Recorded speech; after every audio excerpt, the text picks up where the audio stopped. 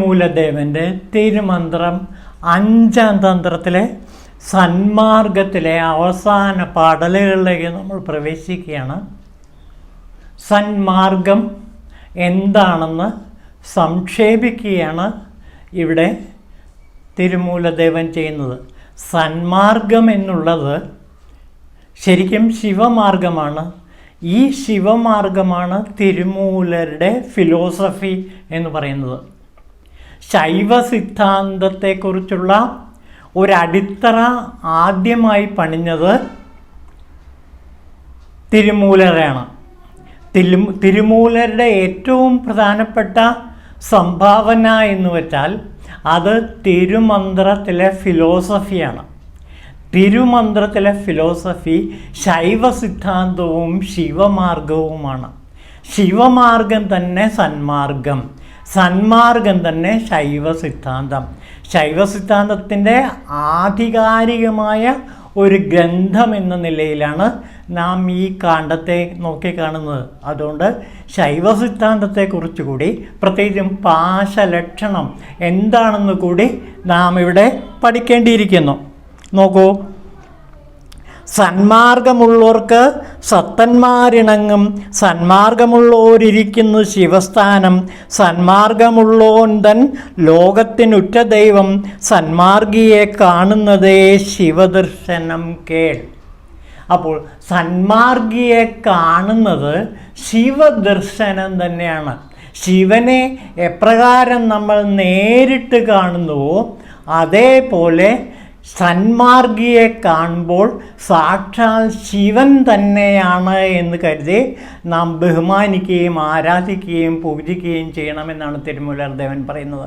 തമിഴകത്ത് ശിവയോഗികളെ ശിവനായി തന്നെ കരുതി ആരാധിച്ചിരുന്ന ഒരു കാലഘട്ടം ഉണ്ടായിരുന്നു. അതിനെക്കുറിച്ചിട്ട് നമുക്ക് നോക്കാം. നോക്കൂ, സന്മാർഗമുള്ളവർക്ക് സത്തന്മാരിണങ്ങും. എപ്പോഴും സന്മാർഗിയുടെ കൂടെ ആരാണ് കാണുന്നത്? സത്തായിട്ടുള്ളവർ, സത്തന്മാരാണ് എപ്പോഴും കൂടെ കാണുന്നത്.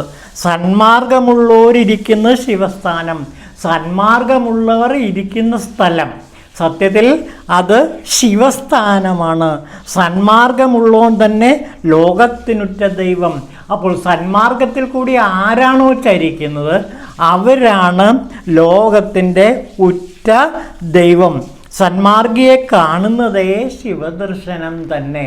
അപ്പോൾ സന്മാർഗിയെ കാണുന്നത് തന്നെ ശിവദർശനമാണ് എന്ന് ഇവിടെ തിരുമൂലദേവൻ ഉറപ്പിച്ച് പറയുന്നു. അപ്പോൾ ഒരു സന്മാർഗി സാക്ഷാൽ ശിവൻ തന്നെയാണ്. ഇനി അടുത്ത് നോക്കൂ, തനിക്ക് വേറാക്കിയിടുന്നു ബന്ധകർമ്മം, തന്നെത്താൻ ജനിമൃതികളാക്കിയിടും അവസ്ഥകളും, ഭിന്നിച്ചു നിൽക്കും ജ്ഞാനഭേദങ്ങളെല്ലാം, തന്നിലെ കണ്ടോരെല്ലാം സന്മാർഗനിലയാകും എന്ന് പറയണം. അടുത്തത്, തനിക്ക് വേറാക്കിയിടുന്നു ബന്ധകർമ്മം. എല്ലാ കർമ്മങ്ങളെയും ഒരു സാക്ഷിഭാവത്തിൽ നോക്കിക്കാണണം. ജീവാത്മാവ് വേറെ, പരമാത്മാവ് വേറെ എന്നുള്ള അവസ്ഥയിലേക്ക് നാം എത്തിച്ചേരണം. ഒരു സന്മാർഗി എപ്പോഴും അങ്ങനെയാണ്. നോക്കൂ, ആത്മാവ് അനാത്മാവ് അഥവാ താനെന്നും തന്നെ വിട്ട അന്യമെന്നും ചിന്തയെയും അതിലുണ്ടാകുന്ന കർമ്മബന്ധങ്ങളെയും കർമ്മഫലങ്ങളുണ്ടാക്കുന്ന ജന്മദുഃഖത്തെയും പ്രകൃതിയിലടങ്ങിയ മൂലശക്തിയെ കണ്ടറിയാനുള്ള യോഗാദിശക്തിയടങ്ങിയ ജ്ഞാനത്തെയും വേർതിരിച്ചറിഞ്ഞ് ഇവകളിലുള്ള ഭേദങ്ങളെ വിശകലനം ചെയ്ത് ബോധ്യമാക്കിയവനായിരിക്കും സന്മാർഗി. അപ്പോൾ സന്മാർഗി സത്തിനെയും അസത്തിനെയും വേർതിരിച്ചറിഞ്ഞവനാണ്. സത്ത് ഏതാണ്, അസത്ത് ഏതാണ്, ശാശ്വതമായിട്ടുള്ള ആത്മാവേതാണ്, അനാത്മാവേതാണ്, കർമ്മബന്ധങ്ങൾ എന്തൊക്കെയാണ്, ഈ കർമ്മബന്ധങ്ങൾ എങ്ങനെ മനുഷ്യനെ ബന്ധനസ്ഥനാക്കുന്നു തുടങ്ങിയ എല്ലാ കാര്യങ്ങളെയും വിവേചിച്ചറിഞ്ഞ് സത്യത്തെ ബോധിച്ചവനാണ് സന്മാർഗിയായ ശിവമാർഗി. ജ്ഞാനങ്ങളെയും അജ്ഞാനത്തെയും വേർതിരിച്ചറിഞ്ഞ് ആ ഭേദങ്ങളെ എല്ലാം വേർതിരിച്ചറിഞ്ഞ് സന്മാർഗ നിലയിലെത്തിച്ചേർന്നവരാണ് ശിവയോഗികൾ. ഇനി അടുത്ത പാടലിൽ ശൈവ സിദ്ധാന്തത്തിൻ്റെ ചില നിഗൂഢ വശങ്ങളെക്കുറിച്ച് ഇവിടെ തിരുമൂലൻ പറയുകയാണ്. പശുപാശങ്ങളെ പോക്കി പതിയോട് കൂടിച്ചേർന്ന് ഭേദിച്ചിടാത്തൊരുള്ളത്തിനെ സ്വയം ഭേദിച്ച് സത്യസ്വരൂപമാകും തന്നെ ആത്മസ്വരൂപത്തിൽ നിശ്ചലത്വം കാട്ടുമീ മാർഗമോർക്കൂ. അപ്പോൾ ചലനത്തിൽ നിന്ന് നിശ്ചലതയിലേക്ക്, അസത്യത്തിൽ നിന്ന് സത്യത്തിലേക്ക്, അസന്മാർഗത്തിൽ നിന്ന് സന്മാർഗത്തിലേക്ക് നയിക്കുന്നതാണ് ഈ ശിവമാർഗം. പശുപാശങ്ങളെ പോക്കി, പശുവിനെയും പാശത്തെയും പോക്കി, അതായത് ആത്മാക്കളെയും ആ ജീവനെ ബന്ധിച്ചിരിക്കുന്ന പാശങ്ങളെയും ഇല്ലാതാക്കി പതിയോട് കൂടി ചേർന്ന് ഭേദിച്ചിടാത്തൊരുള്ളത്തിനെ സ്വയം ഭേദിച്ച് ഹൃദയഗ്രന്ഥിയെ മുറിച്ച് ഹൃദയഭാവങ്ങളെ മമതാഭാവങ്ങളെ എല്ലാം നശിപ്പിച്ച് സത്യസ്വരൂപമാകും തന്നെ ആത്മസ്വരൂപത്തിൽ, സത്യസ്വരൂപമായ തൻ്റെ ആത്മസ്വരൂപത്തിൽ ലയിച്ചിരിക്കുന്നവനാണ്. നിത്യനിശ്ചലത്വം കാട്ടും ഈ മാർഗം സന്മാർഗമെന്നോർക്കൂ. അപ്പോൾ നിശ്ചലതയായിരിക്കുന്ന അവസ്ഥ, ചലനമില്ലാത്ത അവസ്ഥ, സന്മാർഗിയായ അവസ്ഥ, പരമസത്യത്തിൽ ലയിച്ചിരിക്കുന്ന അവസ്ഥ, ഇതൊക്കെയാണ് ഒരു സന്മാർഗിയുടെ മഹത്തായ ലക്ഷണങ്ങൾ. ഇവിടെ നോക്കൂ, പശുപാശത്തെ പോക്കി പതിയോട് കൂടി ചേരണം. അപ്പോൾ പശുവിനെയും പാശത്തെയും ഇല്ലാതാക്കി പതി മാത്രമായി തീരണം. ഇതാണ് തിരുമൂലദേവൻ ശൈവ സിദ്ധാന്തത്തിലൂടെ വിവരിക്കുന്ന കാതൽ. അതായത് തിരുമൂലദേവൻ്റെ ഫിലോസഫി എന്ന് പറയുന്ന ഈ ഒരു വാചകത്തിൽ ഒതുക്കാം. എന്താണത്? പശുപാശങ്ങളെ പോക്കി പതിയോട് കൂടി ചേർന്ന് എല്ലാ ഭേദങ്ങളെയും ഇല്ലാതാക്കി സത്യസ്വരൂപത്തിൽ ഇരിക്കുന്നവനാണ് സ്വരൂപജ്ഞാനിയായ ശിവയോഗി. അപ്പോൾ പശു, പാശം, പതി എന്നതിനെക്കുറിച്ചൊക്കെ നമ്മളിതിനു മുമ്പ് പലപാട് കണ്ടതാണ്. എങ്കിലും ശൈവ സിദ്ധാന്തത്തിൻ്റെ അടിത്തറ എന്താണെന്ന് നാം മനസ്സിലാക്കണമെങ്കിൽ പാശലക്ഷണത്തെക്കുറിച്ച് നാം മനസ്സിലാക്കണം. അതായത് പശു, ജീവനെ ബന്ധിച്ചിരിക്കുന്നത് എന്താണ്? അതായത് ജീവനെ ശിവനിൽ നിന്ന് വേർപെടുത്തുന്നത് എന്താണത്? പാശമാണ്. അതുകൊണ്ട് പാശത്തിൻ്റെ ലക്ഷണത്തെക്കുറിച്ചിട്ട് നാം കുറച്ചുകൂടി ഡീപ്പായിട്ട് മനസ്സിലാക്കേണ്ടതുണ്ട്. ഇത് ശൈവ സിദ്ധാന്തത്തിൻ്റെ കാതലുമാണ്. അപ്പോൾ ശൈവ സിദ്ധാന്തത്തെക്കുറിച്ച് ഏറ്റവും ആധികാരികമായ ഒരു ഗ്രന്ഥം രചിച്ചിരിക്കുന്നത് കെ ലക്ഷ്മണപിള്ളയാണ്. തമിഴിലാണ് ആ കൃതി. അത് കഴിഞ്ഞിട്ട് കെ രംഗസ്വാമി ശൈവ സിദ്ധാന്തത്തെക്കുറിച്ച് ഒരു പ്രബന്ധം തന്നെ രചിച്ചിട്ടുണ്ട്.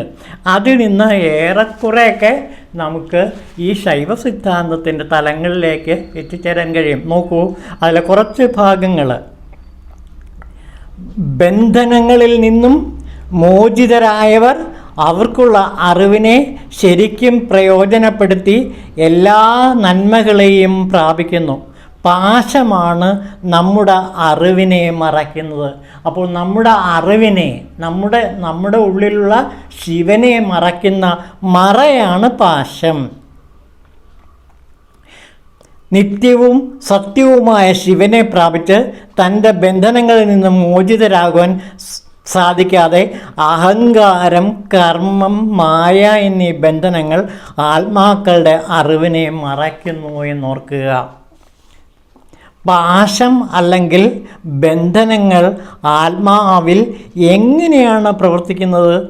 സത്യത്തെ അറിയാൻ കഴിയാതെ ആത്മാവിനെ തടയുന്നതാണല്ലോ ബന്ധനങ്ങളുടെ പ്രധാന ജോലി. പതിയെ ശിവനെ പോലെയും പശു ജീവനെ പോലെയും ബന്ധനങ്ങളും ആദിമകാലം തൊട്ടേ ഉള്ളവയാണ്.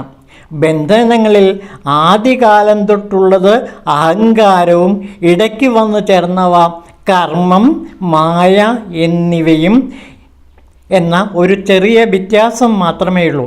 ഇവ ആത്മാവിൽ കൂടിയിരിക്കുന്നത് ചെമ്പിൽ ക്ലാവും നെല്ലിൽ ഉമിയും ഉള്ളതുപോലെയാണ്. നല്ല മനോഹരമായ ഒരു അലങ്കാര കൽപ്പനയാണ്.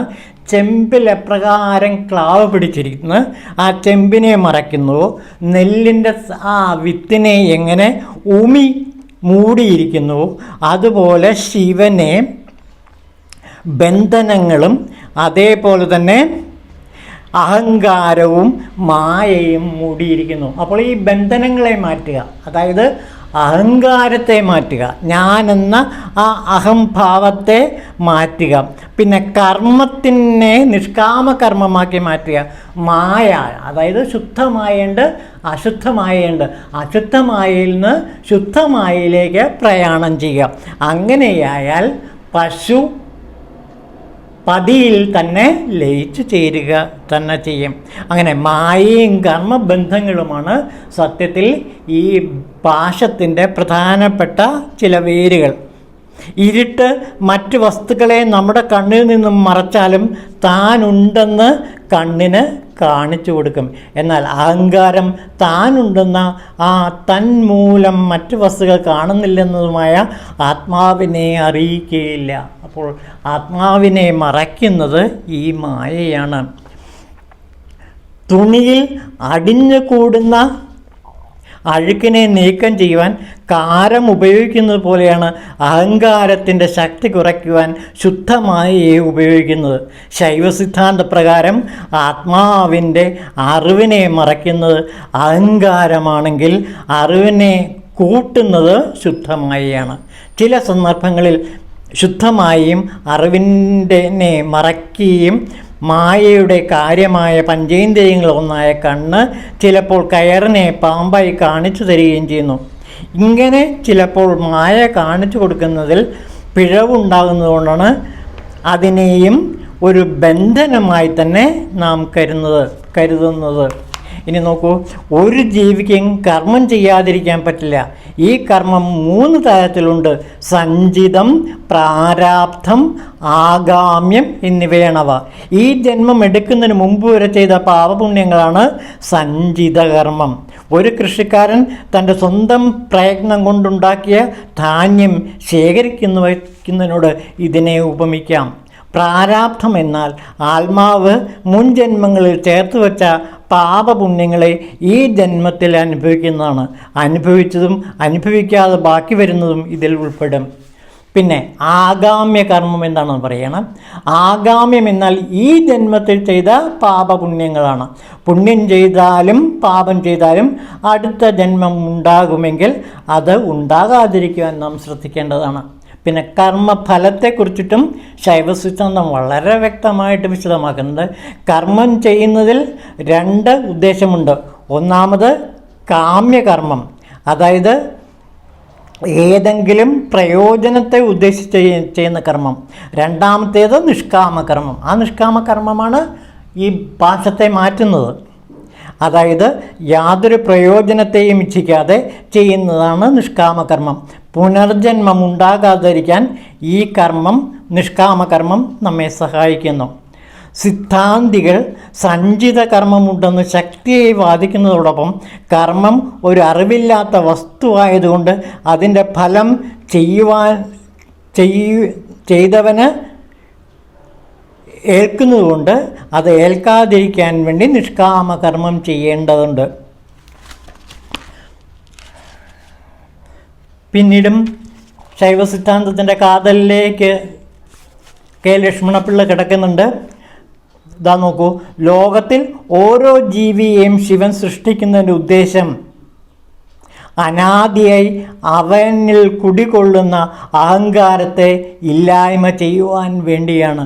ശിവൻ്റെ ഗുണങ്ങളെ ഈ ലോകത്തിൽ ജീവികളെ ചലിപ്പിക്കുമ്പോൾ അവൻ ഏത് നിലയിൽ നിന്നാണ് പ്രവർത്തിക്കുന്നതെന്ന് പ്രത്യക്ഷ പ്രമാണം, അനുമാന പ്രമാണം എന്നിവ വഴി നാം ഊഹിക്കേണ്ടതാണ്. അപ്പോൾ നോക്കൂ, പിന്നെ ശിവൻ്റെ രൂപത്തെക്കുറിച്ച് തിരുവിളയാടൽ പുരാണം, സ്കന്ദപുരാണം പോലുള്ള ശൈവപുരാണങ്ങളിൽ പറഞ്ഞിരിക്കുന്നു. അത് പ്രധാനപ്പെട്ട 5 പ്രവൃത്തികളെ കുറിച്ചിട്ടാണ് അതിൽ പറയുന്നത്. ശിവൻ്റെ 5 പ്രവൃത്തികൾ നോക്കൂ. 3 പ്രവൃത്തി: സൃഷ്ടി, സ്ഥിതി, സംഹാരം, പിന്നെ തിരോഭാവം, അനുഗ്രഹം എന്നിവയാണ്. ഇതിനെക്കുറിച്ചൊക്കെ നമ്മൾ നേരത്തെ കണ്ടിട്ടുള്ളതാണ്. പിന്നെ ശിവന് 8 ഗുണങ്ങളുണ്ട്. അനന്തശക്തി, പിന്നെ സ്വതന്ത്രത, അനാദിബോധം, സർവജ്ഞത, അത്ഭുതശക്തി, നിത്യതൃപ്തി, നിരാമയത്വം, വിശുദ്ധ ശരീരം എന്നിങ്ങനെയാണ് 8 ഭാഗങ്ങളുള്ളത്, 8 ഗുണങ്ങൾ ഉള്ളത്. അപ്പോൾ ശൈവ സിദ്ധാന്തത്തിലെ ഈ പാശലക്ഷണവുമായി ബന്ധപ്പെട്ട് കുറച്ച് കാര്യങ്ങൾ നാം ഇവിടെ സംഗ്രഹിക്കുകയാണ് ചെയ്യുന്നത്. അടുത്ത ഭാഗത്തിലേക്ക് കിടക്കാം. മുക്തി പെറ്റുള്ളവരെല്ലാം മുക്തിക്കായി വചിച്ചിടൂ, സന്മാർഗത്തിനെ അല്ലാതെ മറ്റൊന്നിനെയും കരുതാതിരിക്കൂ, സന്മാർഗബോധത്തിനെ കൈക്കൊണ്ടിരിപ്പോൾ തൻ്റെ സന്മാർഗത്തിൽ കൂടി പ്രാപിക്കും ശിവയോഗം. അപ്പോൾ സന്മാർഗം എന്നുള്ളത് ശിവയോഗമാണ്, ശിവനെ പ്രാപിക്കാനുള്ള മാർഗം. ശിവൻ ലക്ഷ്യസ്ഥാനമാണെങ്കിൽ മാർഗം എന്നുള്ളത് ശിവമാർഗമാണ്, സന്മാർഗമാണ്. ഈ സന്മാർഗബോധത്തിലൂടെ ശിവയോഗം നേടൂ എന്നാണ് തിരുമൂലദേവൻ പറയുന്നത്. അപ്പോൾ ഈ സന്മാർഗം എന്ന കാണ്ഡത്തിൽ തിരുമൂലദേവൻ്റെ ഫിലോസഫി മുഴുവനും അടക്കം ചെയ്തിരിക്കുന്നു. അതിൻ്റെ അടക്കം ചെയ്തിരിക്കുന്നത് എന്താ? സന്മാർഗബോധത്തിനെ കൈക്കൊണ്ടിരിപ്പോൾ തൻ്റെ സന്മാർഗത്തിൽ കൂടി ശിവയോഗത്തെ പ്രാപിക്കുന്നു. ഇതാണ് തിരുമൂലദേവൻ നമുക്കായി തരുന്ന ഫിലോസഫി. തിരുമൂല ദർശനം എന്ന് പറയുന്നത് ശൈവ സിദ്ധാന്തമാണ്. പശു പതിയിൽ പാശത്തെ ബന്ധിച്ചുകൊണ്ട്, ബന്ധനത്തെ അറുത്തുകൊണ്ട് ലയിച്ചു ചേരുന്ന അവസ്ഥ. അങ്ങനെ പശുവും പതിയും ഒന്നായി ചേരുന്ന അവസ്ഥ. സത്യത്തിൽ നാം പതി തന്നെയാണ്, പക്ഷേ പതിയെ പാശം മറച്ചു വച്ചിരിക്കുന്നു. ഈ പാശത്തിൻ്റെ വേരറുത്താൽ മതി, നാം പതിയായി ശിവനായി തന്നെ പരിണമിക്കും. ഇതാണ് ഈ കാണ്ഡത്തിൽ ഏറ്റവും പ്രധാനപ്പെട്ട സന്മാർഗത്തിൽ, ശിവയോഗത്തിൽ തിരുമൂലദേവൻ നമ്മെ പഠിപ്പിക്കുന്ന ഏറ്റവും വലിയ പാഠം. ഇനി അടുത്ത ഒരു കാണ്ഡമുണ്ട്, ജഗത് മാർഗം. അത് നമുക്ക് അടുത്ത ദിവസം എടുക്കാം. ഓം ശിവായ തിരുമൂലദേവായ നമഃ.